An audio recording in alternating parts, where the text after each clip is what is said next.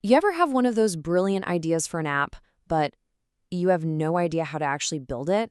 I mean, what if you could just describe it to an AI and it would just write the code for you? Well, today we are diving into some really cool research that's getting us way closer to that reality.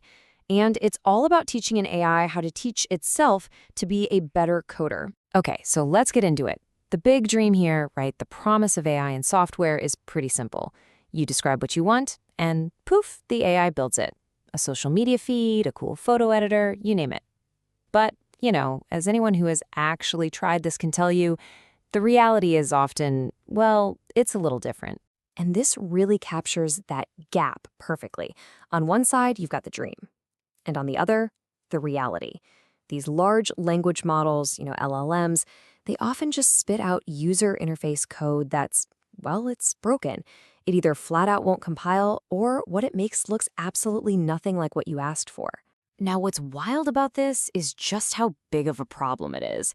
User interface code, we're talking the buttons, the menus, all the stuff you actually see and interact with, that makes up roughly half of a typical app's code.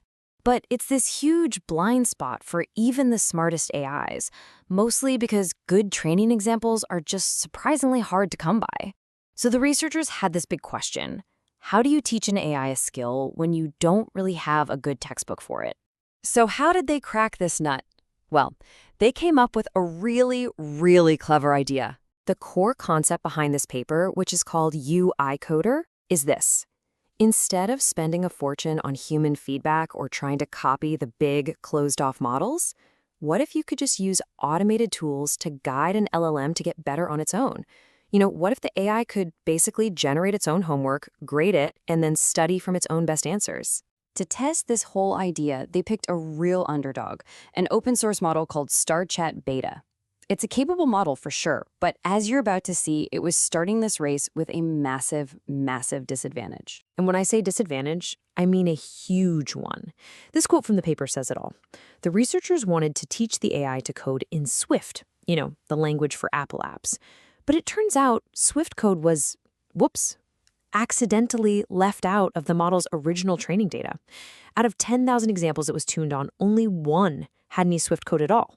That's like asking a chef who's never even seen flour to bake a perfect cake. So this sets the stage for what is basically a classic training montage. How do you take a model with practically zero experience and turn it into a world-class pro? Well, the starting point was pretty bleak.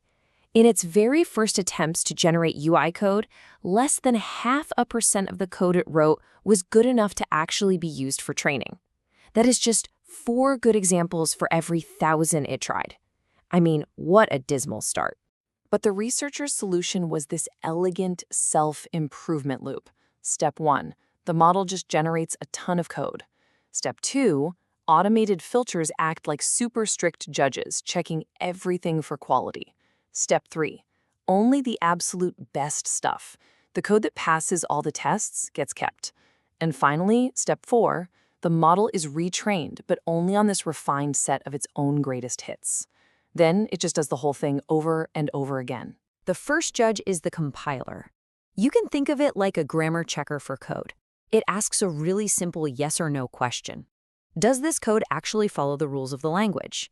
If the answer's no, it gets tossed out. Immediately, no second chances. The second judge is a vision model called Clip, and this one's more like an art critic. It takes a screenshot of the app that the code makes, and it compares that picture to the original text description from the user. It asks, does this look like what you asked for? The closer the match, the higher the score. And believe me, this process worked like a charm. The model started out at what they called iteration 0, with that pathetic 3% compilation rate. But after just the first couple of loops, you could see a huge improvement. By iteration 3, it was nailing the visual relevance. And by the final iteration, its code compilation rate had skyrocketed to an incredible 79%.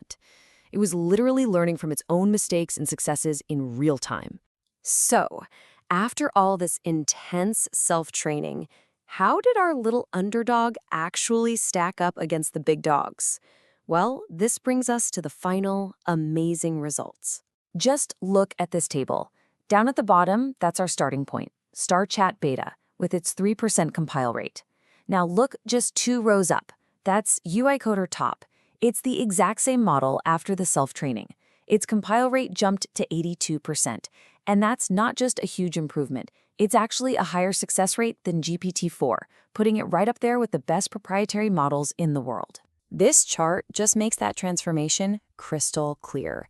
That tiny little bar on the left, that's where our model started.